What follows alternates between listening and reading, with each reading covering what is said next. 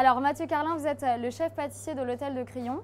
Quelle astuce vous allez nous révéler aujourd'hui? Alors aujourd'hui, je vais vous révéler une astuce de finition sur un dessert chocolat qu'on propose au jardin d'hiver qui permet d'avoir une finition assez visuelle, quelque chose de très esthétique et à la fois nous ramène un goût au produit puisque là on est devant le finger chocolat avec une cardamome noire et du sarrasin grillé.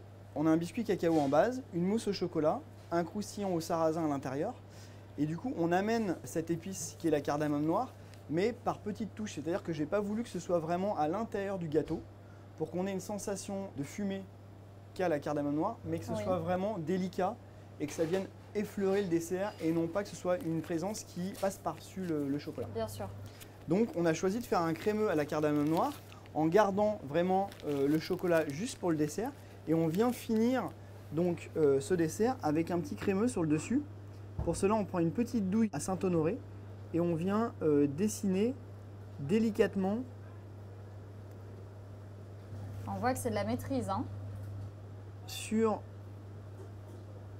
le dessus de ce petit gâteau et on vient faire une finition avec cette petite ganache montée à la cardamome et du coup ensuite on vient apposer sur le dessus un petit peu de sarrasin.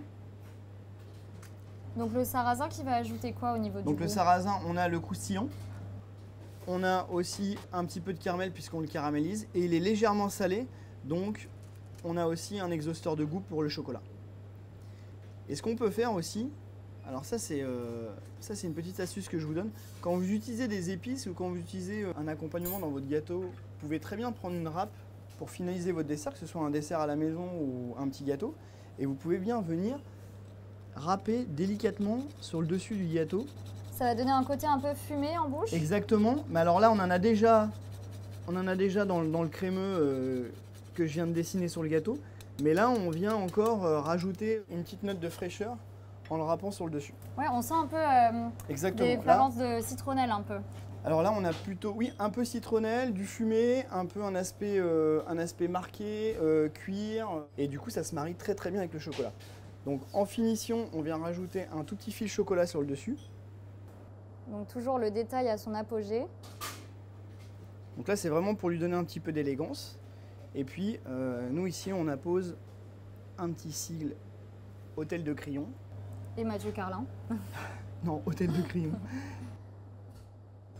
Voilà. Et là on a le petit gâteau tel que vous pouvez le retrouver sur le Tea Time.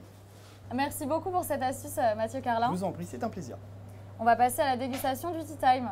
Oui. C'est parti.